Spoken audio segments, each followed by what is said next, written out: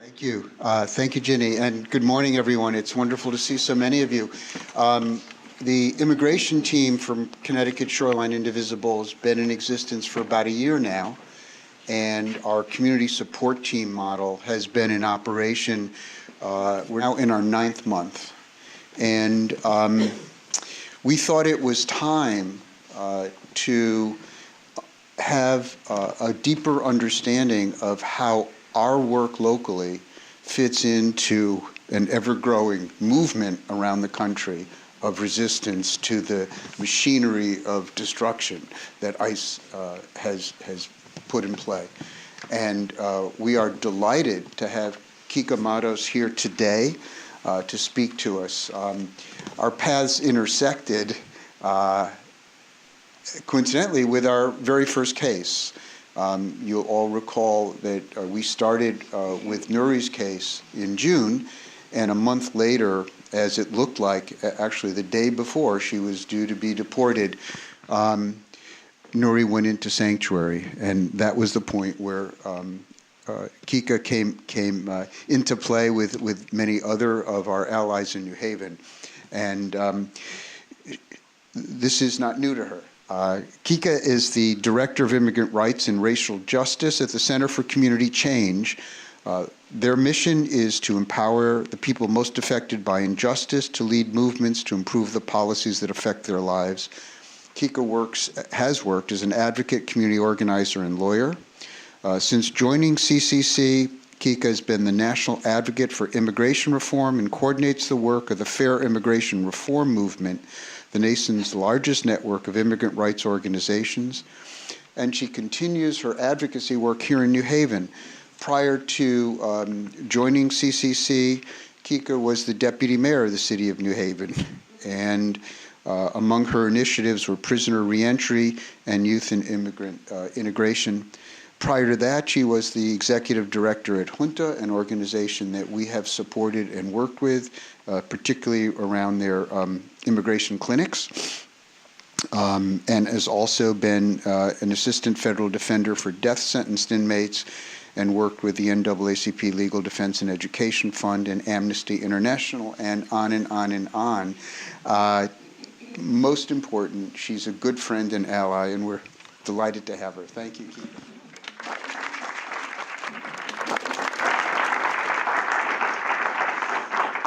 Good morning. Thank you for having me here. I have a lot to say, so I brought notes, and I will check every now and then to make sure that folks are engaged in listening. What I want to do, and what Bennett asked me to do, is to talk a little bit about what's happening at the national level, to paint a picture, and how that intersects with the work that is necessary at the local level. And do a little bit of brainstorming afterwards, so we can talk about some of the things that we are seeing in Connecticut, and what we need to do to protect some of our most vulnerable in this state. It's been I know it feels like longer, but let me start off by saying it's been a year, a little bit over a year since Trump has been president. And during this time, he and his administration have advanced what is a ruthless and comprehensive and very aggressive agenda to completely overhaul the immigration system, both as it pertains to undocumented immigrants and as it pertains to legal immigrants. I know some folks feel that this administration is incredibly inept and ineffective. But when it comes to immigration, what we have seen is a very, very focused, very effective, and very swift campaign. And we are seeing the results of that here in Connecticut. This all started even before the elections, and I want to take you back at the risk of triggering post-traumatic stress disorder among some of us in this room. I want to take us back to July 16th, 2015. Who remembers that date? Yes, it's the day that he announced his candidacy. And remember what he focused on? He focused on immigration, and he focused in particular. Sent all 11 million undocumented Yes. back. Yes. That's what he said, and some people still don't believe that he That's exactly right. And then he also focused on immigrants of color, particularly Mexican immigrants. And I want to quote from his speech that day. He said, "When Mexico sends its people, they're not sending their best. They're not sending you. They're not sending you. They're sending people that have lots of problems, and they're bringing those problems with us. They're bringing drugs, they're bringing crime, they're rapists. But I speak to border guards, and they tell us what we're getting." And that really was the beginning of a very toxic campaign that lasted throughout the entire presidential elections, where he really went after immigrants, particularly immigrants of color, and really demonized immigrants. And many of us, in retrospect, call that the beginning of a campaign, not to make America great again, but to make America white again. You know, it was deeply, deeply racist, very toxic, and very divisive, and it quickly led to growing racial tensions around the country. You know, we shouldn't be surprised about Charlottesville. We shouldn't be surprised about pockets of racial hostility and violence that we're seeing all over the country. We shouldn't be surprised that during the presidential elections and afterwards, there was a spike in incidents of hate and racial violence around the country. There are connections between the two. And this really set the framework for what followed. And I want to then move us to the night of the elections. I remember sitting down at in front of the TV at about 9 o'clock that night, and then starting to watch. I was watching CNN News, and I started watching the map go red. And then I started feeling really queasy at about 11. And the Fair Immigration Reform Network, we had forced ourselves to have, we did some scenario planning, and we had a strategy if Hillary Clinton became president. We had a strategy if Donald Trump became president. And we joked about the Trump strategy. We said we should do it. And I just thought we'd file it away and it would never see the light of day. And by midnight, I thought I was going to throw up. And so I went to my desk and I pulled up the Trump strategy. And then we had an emergency call the next day. I have a 12-year-old son, and he wanted to stay up watching the returns. And I said, I will wake you up and I will let you know what the results of the election were. And we ended up, my husband and I ended up deciding that that we would let him stay home if we needed to, because he felt the elections very deeply the way that 12-year-olds do. So we scheduled an emergency call the next day, and between midnight and 6 in the morning, I started getting texts from immigrants all over the state, all over the country, saying, what do I do? Should I pack my bags? Should I leave the country straight away? What do I do if I leave with my assets? How should I protect my kids? I mean, it was really, really heartbreaking. And so that really was in many ways a precursor of what was to follow. We woke up our son the next day and we told him that Trump had won. And his reaction was, that's very funny, ha ha ha. He thought we were joking. We said, no, Trump won. And we showed him the New York Times article, and he just burst into tears. He was hysterical. And so we let him stay home from school that day. But that, to us, I mean, he is a privileged kid in that he has citizenship. He doesn't have to worry about our status. But I said to my spouse, if this 12-year-old is feeling this much pain and he's safe and protected, you know, based on the conversations I've had with immigrants, undocumented immigrants and their kids, this is really just a very mild example of the pain and anguish that people are feeling all over the country.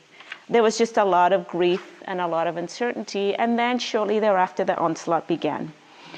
A few days, I think it was 2 to 3 days after the presidential inauguration, the administration launched a series of executive orders. And the ones that we're most familiar with is the executive order that banned Muslims from several countries from coming into the United States. What people are less familiar with is that in addition to the so-called Muslim ban, there were 2 additional executive orders targeting undocumented immigrants. One focused on the border and the other focused on interior enforcement. And they called for a lot of things. And let me walk you through some of the things that these executive orders called for. They called for the defunding of so-called sanctuary cities, including cities like New Haven. They called for the removal of discretion over who should be deported, in essence giving ICE carte blanche to do whatever it wanted with deportation cases. Under Obama, they were priorities. If you weren't affiliated with a gang, if you had no violent, significant criminal history, if you were a law-abiding immigrant family, you would be untouched. You would not be deported. That got thrown out the window immediately under this administration. And then the 287G program came back, and the 287, is anybody here from Danbury? Does anybody know about the 287G program? I think your mayor was interested for a while. In essence, what it does is that it trains and licenses, authorizes local police to carry out immigration enforcement. And so DHS has launched this very aggressive campaign to try to recruit as many local police to carry out immigration enforcement. And now, right now, ICE has 287G agreements with 59 law enforcement agencies in 17 states. The orders called for the hiring of 15,000 new law enforcement officers, both for interior and for the border. They threatened to impose fines, and this is for people like us. They threatened to impose fines, not just for people living in the US without documentation, but for anyone who, quote unquote, facilitates their presence. So it's really an effort to spread fear amongst those of us who believe in freedom and justice. And finally, I really hate to talk about the wall, but Donald Trump and his obsession with the stupid wall. The orders also call for the construction of a wall between the US and Mexico. It wasn't long after these executive orders were issued that we then started seeing the horrors starting to manifest all over the country. People going to their regular ICE check-ins and being given orders of deportation. And I think for me, the most horrifying one, but we saw it with Luis Berrios, we saw it with Nelly, we saw it with Joel Colindres, and we saw it with Nuri Chavarria when she went with her 10-year-old daughter, Haley. What did they do? They strapped an ankle bracelet on her, and they said, you have a month to leave the country. We are seeing that practice all over the country. People going in for their annual check-ins with ICE. And it's not just the indignity of being told, you're no longer welcome in this country, and you have to buy your own ticket. You have a month to get out of here. But in front of children, they strap ankle bracelets on you so that you can be monitored, and all of your whereabouts are tracked by this ankle bracelet. I started engaging in sweeps in apartment buildings and entire neighborhoods, and hundreds of people in one day just taken away. Big, massive sweeps with Immigration and Customs Enforcement just targeting neighborhoods. And to punish sanctuary cities like New Haven, ICE launched something called Operation Safe City last September, where they, over a period of 4 days, they arrested 500 people from places they considered sanctuary places, including Baltimore, Cook County, Illinois, Denver, Colorado, Los Angeles, California, Philadelphia, Pennsylvania, and Washington, D.C. It's only a matter of time before we see them coming to Connecticut, but that's their punishment. Again, an effort to really go after people who believe in protecting our most vulnerable. So what did this all add up to at the end of 2017? A 42% increase in the number of arrests. So between January and September, ICE arrested 111,000 people. And probably the most horrifying statistic is that nearly half of those who were arrested had no criminal history. Zero. They just were undocumented, and they were targeted for deportation and arrested. The one for us, the one beacon of hope was DACA, right? We, based on Donald Trump's comments and based on the comments of his administration, we thought that at least they would have the decency to not touch young people. And Donald Trump talked about, how these young people touched his heart, and that, he was torn. Well, yes, assuming he has a heart, he did say they touched his heart, and that he was conflicted because so many of these young people were successful. And so we felt, amid all of this chaos and amid, the efforts that we launched really quickly to try to set up protections and strategies to defend immigrants, we thought at least we can leave DACA alone. We have 800,000 young people who are protected under DACA, at least they are safe. And then what happened in September? The Attorney General had a press conference, and with a great big smirk and smile on his face, he delivered an 11-minute speech that was not just anti-immigrant, but where he announced that DACA would be repealed as of March 5, 2018. And so since September, we have worked really hard to try to get the Congress to pass DREAM Act legislation, because recall Donald Trump said, it's up to Congress to protect these young people, and if they don't act by March 5th, I will. Unfortunately, despite efforts to advance DREAM Act legislation, I don't know if you've been following it in the news, but there's been a really aggressive fight, and I've been very involved in it. We thought that if DREAM Act was attached to must-pass legislation, that legislation would pass. But this president went back on his word, and one of the biggest barriers to the advancement of DREAM Act legislation was actually the administration that engaged in very aggressive efforts to try to derail the Dreamers, and they held young people hostage, and in essence said, if you want DREAM Act legislation, then you have to acquiesce to a whole lot of demands, including, so he said, and they laid it out, DREAM Act legislation, and if you want DREAM Act legislation, then that has to be attached to the following sets of demands. $25 billion to be set aside for the building of the wall and border militarization, 25 billion with a B. More DHS staff, more ICE lawyers, and more prosecutors to be able to quickly get as many undocumented immigrants out of the country. Expedited removal for visa overstayers. And what that means, that's very fancy language for saying the quick removal with no due process and no constitutional protections for anybody who's in this country without status. An end to family reunification, because they believe that the idea of, and our long tradition of immigrants being able to sponsor families is not the right one, that we should only be letting people in this country that have some business or economic development contribution for this country. And an end to the diversity visa system, which is really the way that we have been able to make sure that countries that are traditionally underrepresented in the visa system are able to have their nationals come to the United States. And it's the diversity visa really has allowed, in particular, people from the Caribbean and from the African continent to be able to come to the United States. So that is the trade-off, and that's the way that the administration has really tried to hold young people hostage and derail DREAM Act legislation. I was on the phone with one of the leaders of the Dreamer movement yesterday, and I've been fighting alongside her, and she said, you know, she had been spending, she got very sick, but over the last 48 hours, she'd been spending time, and her organization had been spending time offering counseling to young people who have been so deeply affected and so deeply traumatized by what's happened, and who have watched really their freedoms curtailed or stripped away. We have now, I think, about 30,000 documented people who have already lost their status.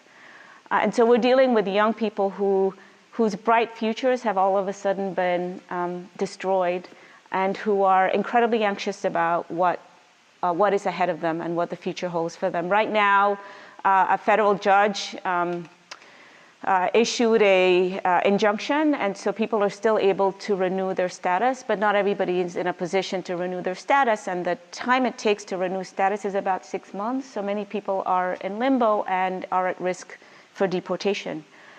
So let me quickly move from what's happening on the undocumented immigrant front to then talk about what is also affecting all of us, which is legal immigration. I said earlier that this administration was aggressive about their efforts to completely revamp the system. So it's not just undocumented immigrants, but it's the legal immigration system. So I talked about their efforts now to do away with the system of allowing immigrants to sponsor their loved ones. They want to do away with that.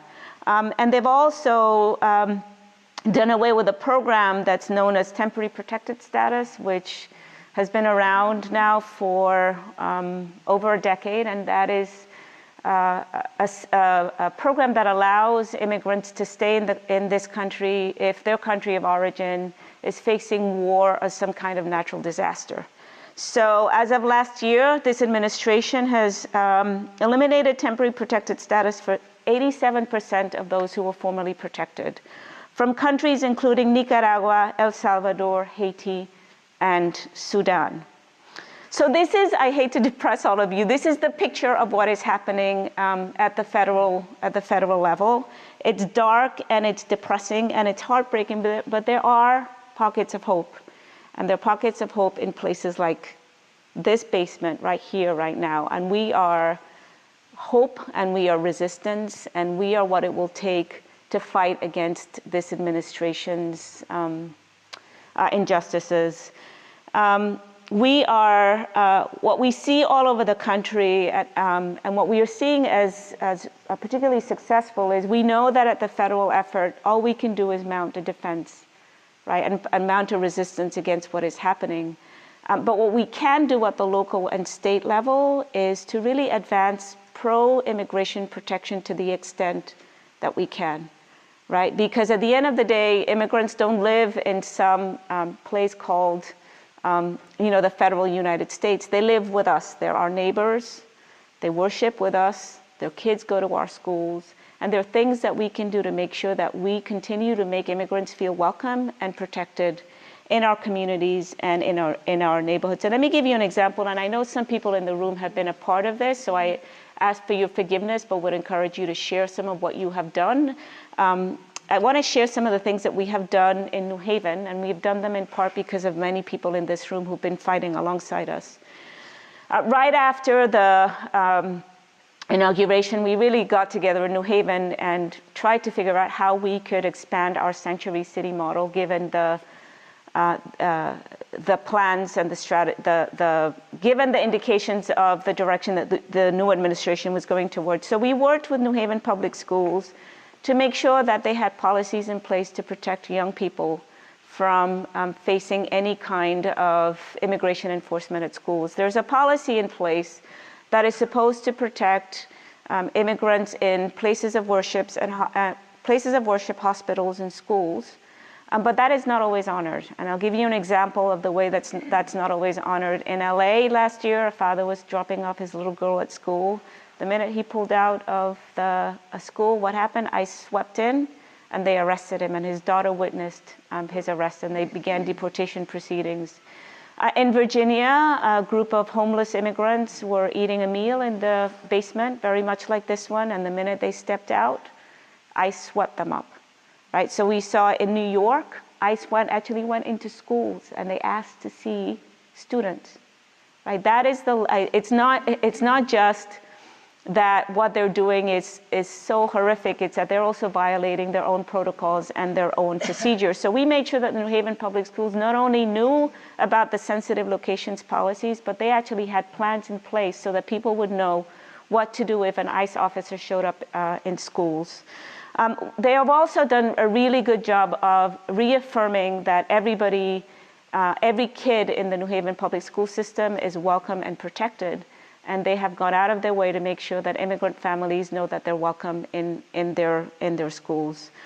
We created a Sanctuary Church network in partnership with many people in this room. And right now there are 6 faith-based institutions that are opening up their doors for Sanctuary. And there are 2 people in Sanctuary. Sujitno and our friend at First in Summerfield, Nelson Pinos, thank you. New Haven Legal Assistance has decided to prioritize a lot of their work on immigration, and they've offered to defend anybody in deportation proceedings, but they've also done the heartbreaking work of setting up community workshops for for parents in particular, who want to make sure that if they're deported, that there are papers in place that indicate who would be responsible for taking care of their kids and their assets. We worked with City Hall and the mayor to make sure that they're prepared to defend both New Haven if it comes under attack and immigrants in case of a raid. And just by way of example of some of this work that is reverberating around the country, our mayor is now the head, Tony Harp, the head of the African American Mayors Association. And she was in DC last week, and 2 very interesting things happened. The first is that she was invited to the White House, And she was invited to the White House the day before they started issuing subpoenas to sanctuary cities. And we believe they did this on purpose. They wanted to invite mayors to the White House and then subsequently make comments about immigration, and those were followed by these subpoenas. Well, our mayor smelled a rat and she didn't show up, so what did Trump do? He called her out. He said, Tony Harp, is Tony Harp here? And then he made some comment about, well, she must be from a sanctuary community. And then that was followed by subpoenas, and New Haven, I believe, received a subpoena. But she used her time wisely, and instead of going to the White House, she organized the African American Mayors Association. I believe there are 500 mayors that are part of this association, African American mayors. And they issued a statement in support of immigrants and immigrant communities. And let me quote you the last paragraph of this statement. She said, "It's time this administration holds itself to a higher standard. This is not a country of racists and bigots. We are a country that proudly houses a diverse population, each with a unique background and story. It is un-American to attack immigrants and the people seeking to protect them. We stand with the hundreds of mayors who want their cities to remain safe places for immigrants to call home. Our communities will continue to safeguard American values and remain welcoming places for the sake of our security and our national character."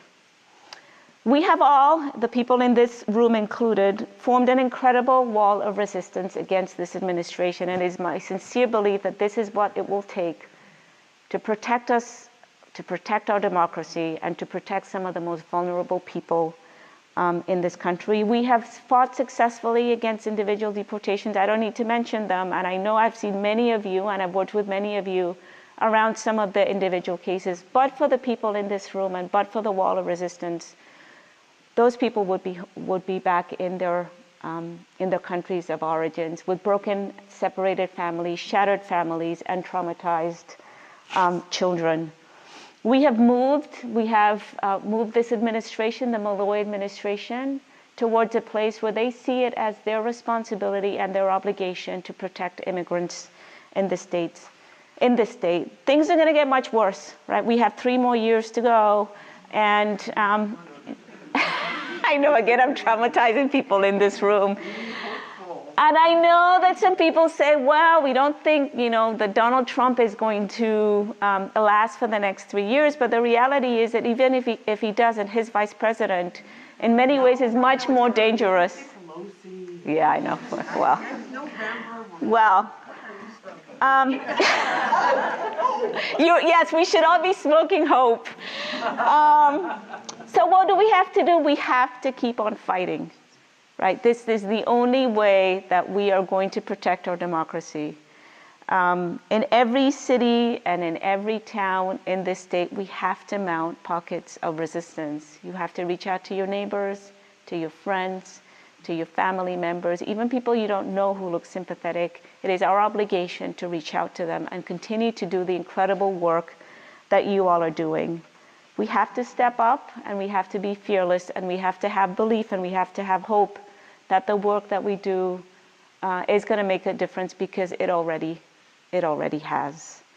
You as Indivisible Connecticut have done this work already. I mean, I talked to Bennett a few days ago, and I was just blown away by the resistance that you have formed from the Shoreline to New London to Middletown, Fairfield County, Stanford, Westport, and Danbury. I urge you to continue to spread these networks. This work is phenomenal, and this work stands out at the national level. This is what we have to do. I'm going to end right now because I really want to have a conversation, but I think that this is a battle for the heart and the soul of our country. And my fear is that if we don't do everything we can to protect our most vulnerable, all of us are going to eventually be affected, right? If we start attacking the most vulnerable and we look the other way, eventually this administration is going to become emboldened, and all of us are going to be under attack. So with that spirit in mind, I want to end by quoting Margaret Mead, and I know that we're all familiar with this, but it always makes me feel hopeful. And she reminded us that never doubt that a small group of thoughtful, committed citizens can change the world. Indeed, it's the only thing that ever has. And I'm going to stop there and have a conversation.